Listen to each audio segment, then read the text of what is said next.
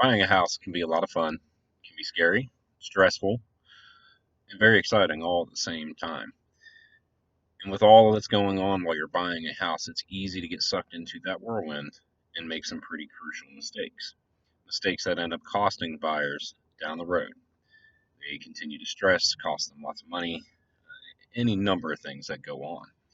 So what I want to do, I want to take a few minutes here, share some mistakes that buyers make, and I see on a very constant basis.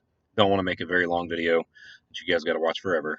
I am going to break it up into several different videos for you.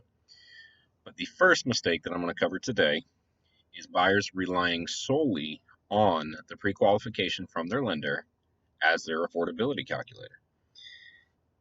The issue here, you say, well, Nick, the lender approved me for $400,000. Why is that an issue? The issue here is that your pre-qualification is based on solely your gross income minus your monthly debts.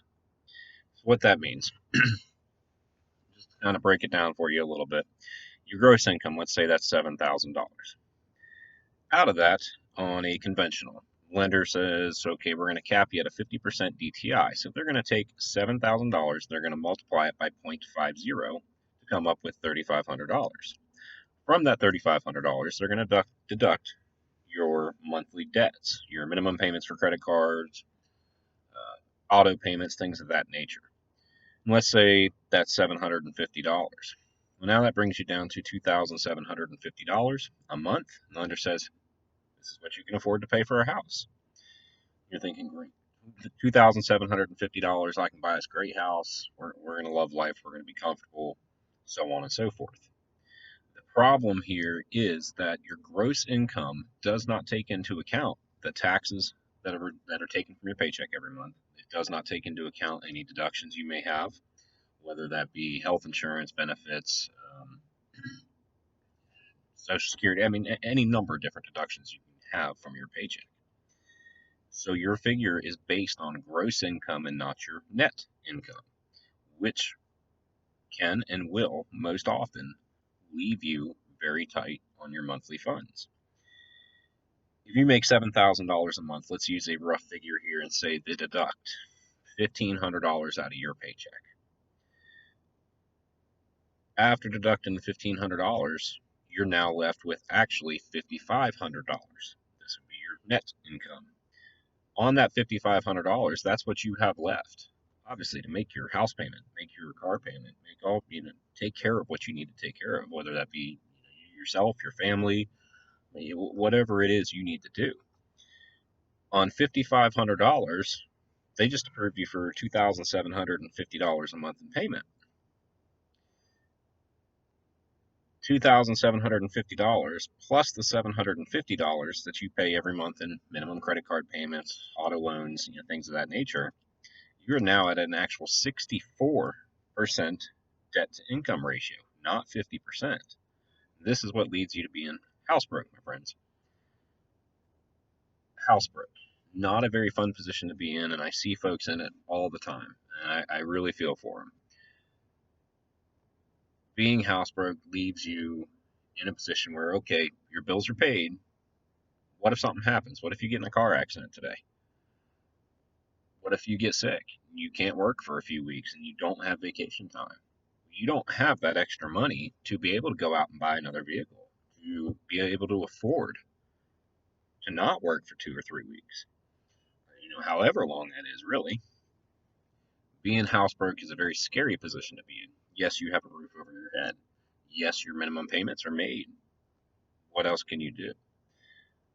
Based on those figures, $2,750 a month, and that actually being 64% of your income, you're left with roughly about $1,900 every month to pay for gas, groceries, utilities, car insurance, phone bill, phones, internet, cable, whatever else it is that you use on a monthly basis. $1,900 a month to cover all those things. Some folks that they're able to do it very easily. They have very minimal that they spend on. Other folks, not so much. That can be a very tough situation for people, real quick and easy. If you're a family and you have children, $1,900 a month left over Cover groceries. I mean, groceries are getting very expensive. Gas is getting very expensive. Everything's going up big time. So what should you do? You need to sit down. You need to look at your income, your net income, not your gross income. And from that, have a discussion whether you're buying something yourself, get help from your friends, your family, whatever it is you need to do. Look at your net income. From that, deduct all your monthly expenditures. Deduct these things from that and really narrow in a budget range that you are comfortable in. You'll hear people all the time say, "Oh, don't go more than 35%. Yours should be, no more than 25%." I'm not going to say that because everybody's situation is different. You may be qualifying off of just your income and not your significant other, partner, spouse, whoever that may be.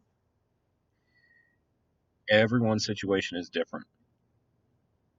That being said, find a range that you are comfortable in for your payment, what you are comfortable spending every single month that keeps money in your pocket so you can go out and do things, so you can pay for incidentals that come up, so you're not housebroke.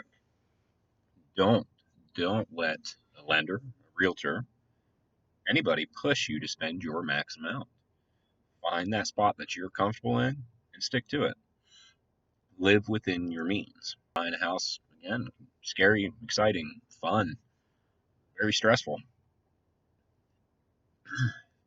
All those emotions mixed together makes it kind of a whirlwind of things going on, and it's very, very easy to get trapped into these big mistakes. And that one is probably the most often I see that mistake, big time. Living within your means can be tough to do, but you don't need to be forced to go to your max. Don't spend your max. If you're approved for 400,000, remember that is based on your gross income, not your net. There is a substantial difference between the two. And that substantial difference can end up leaving you stressed out for a very, very long time. I'll be back with another tip down the road. So, like, subscribe, comment, share. If you have any tips for first time buyers out there, other home buyers out there that you've been through, any experiences, things of that nature, comment, share. Let me know what you have to say. I'm here to help. Thank you.